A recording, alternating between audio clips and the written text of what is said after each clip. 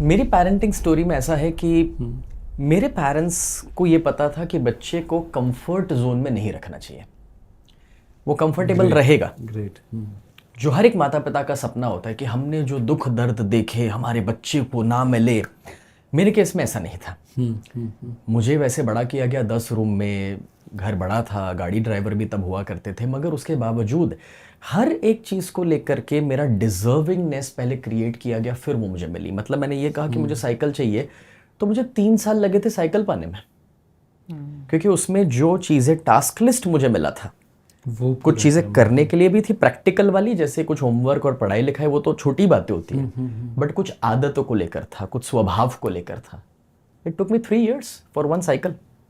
Wow. And in a family I am talking about जिसके पास 94 में गाड़ी है। सो आई थिंक ज़्यादातर पापा सारी चीज़ें एक बार मांगने पे दे देते हैं, बोले दूध मांगने पे खीर दे देते हैं। आई थिंक मुझे लगता है वो बहुत बड़ी गलती कर रहे हैं। एब्सोल्युटली। मुझे कभी कोई खिलौने नहीं मिले, ना हॉट व्हील्स मिला, ना कुछ भी, ना रिमोट कंट्रोल वाली गाड़ियाँ। मैं ज़्यादातर बड़ा हुआ पापा की फैक्ट्री में, और खिलौने में मुझे वो थाली कटोरी से खेलने को मिलता था बचपन आवाज़ में। करने के लिए। फिर थोड़ा बड़ा हो गया तो पापा के फैक्ट्री में वो डिस्मिस पक्कड़ वगैरह से खेल रहा था। तो अब बच्चे के लिए इतनी महंगी चीज़ें लाने की मुझे भी ज़रूरत नहीं दिखाई पड़ती, क्योंकि भाई उसके लिए तो सभी चीज़ें खिलौनी है ना, अब जो दे दो उसे खेल सकता है वो। खेल सकता है। And along with that during my education कहीं मुझे ये फोर्स नहीं मिला कि पढ़ाई करो। They always gave me that space कि देखो पास होना ज़रूरी है, मैथ्स या कुछ सिलेक्टेड सब्जेक्ट है जिसका आपको थोड़ा बैकग्राउंड होना ज़रूरी है, बाकी ये सब रट्टा मार के राजा अशोक ने क्या किया था वो याद नहीं रहेगा, चलेगा। राइट। तो कभी मुझे टॉपर बनने के लिए फोर्स नहीं किया गया था। और इसमें मुझे अभी याद आ रहा है आपका चेंज योर लाइफ वर्कशॉप में आपने आई थिंक एक बार बताया हुआ था कि जितने स्टैंडर्ड में है उतने दिन समथिंग कुछ आपने बताया हुआ था। यदि आप बता पाए तो बहुत ही अच्छा रहेगा आई थिंक। तो फादर ने एक रूल दिया था कि अगर मैं एग्जाम के 2 महीने पहले या 3 महीने पढ़ाई कर रहा हूँ तो वो आएंगे और मुझे खड़ा कर देंगे कि जाओ खेलने के लिए जाओ, अभी एग्जाम को बहुत दे दिया।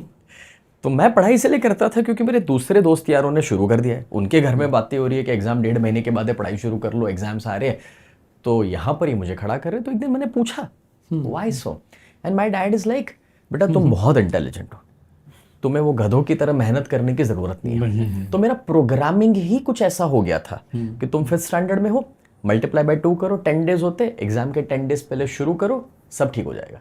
7th स्टैंडर्ड में हो, मल्टीप्लाई बाय 2 14 दिन पहले शुरू करो। This was the rule book given to me. Even मैं 10th बोर्ड में जब था तब मैं कहा कि बोर्ड में तो पूरा साल बच्चे लोग पढ़ाई करते हैं, आगे के वेकेशन में तो पूरा सिलेबस खत्म हो जाता है, और वो उसमें भी मुझे मना कर रहे हैं। मैंने 10th बोर्ड की पढ़ाई 1 महीने पहले शुरू करी थी, तब मुझे पता चला था कि भाई कौन से सब्जेक्ट में कौन से चैप्टर में क्या है। वाह। And I did well, I guess I was around about 89-90% के आसपास था। तब मेरे स्कूल में जो टॉपर था वो 94% पे था, तो वो टॉपर बेचारा 1.5 साल मेहनत करके बाद 94 लाया था, और मैं महीने में 89-90 लाया था, तो I was happy with that. ठीक था यार। सो फॉर मी मेरा पेरेंटिंग मॉडल हमेशा से ऐसा था कि स्कूल के बाहर जहाँ पर भी पढ़ाई करने का मौका मिल रहा है वो करो, practical. I think practical, and वही चीज़ आपके चेंज योर लाइफ वर्कशॉप में, और आप जो भी बिजनेसमैन को स्ट्रेटजीज भी सिखाते हैं, मुझे लगता है वही चीज़ वहीं पे रिफ्लेक्ट हो रही है। एब्सोल्युटली। सो बहुत सारे रियल लाइफ के टीचर्स, गुरु, सेमिनार्स, वर्कशॉप्स में जाना हुआ मेरा। जब तक मैं 17 साल का हुआ था तब तक तो 200 से ज़्यादा किताबें माइंडसेट, मनी, सक्सेस के ऊपर मैंने पढ़ ली थी। ये टोटल क्रेडिट मेरे पेरेंट्स को जाता है, और क्योंकि वो चाहते थे कि मैं योगा सीखूं, तो वो दोनों खुद योगा क्लासेस में आते थे। मैं मेडिटेशन सीखूं, इसलिए दोनों खुद मेडिटेशन करते थे। उनको करना नहीं था, उनका एजेंडा था कि मैं करूं। मुझे चाय कॉफ़ी की आदत ना लगे, इसलिए मेरे जन्म के साथ मेरे पेरेंट्स ने चाय कॉफ़ी पीना बंद कर दिया था। सो आई थिंक वो रियल रोल मॉडल बने, राइट? जो ज़्यादातर पेरेंट्स खाली एडवाइस देते रहते हैं ऊपर सुपरफिशियल, बट आई थिंक वो रियल वे में रोल मॉडल बने। वंडरफुल।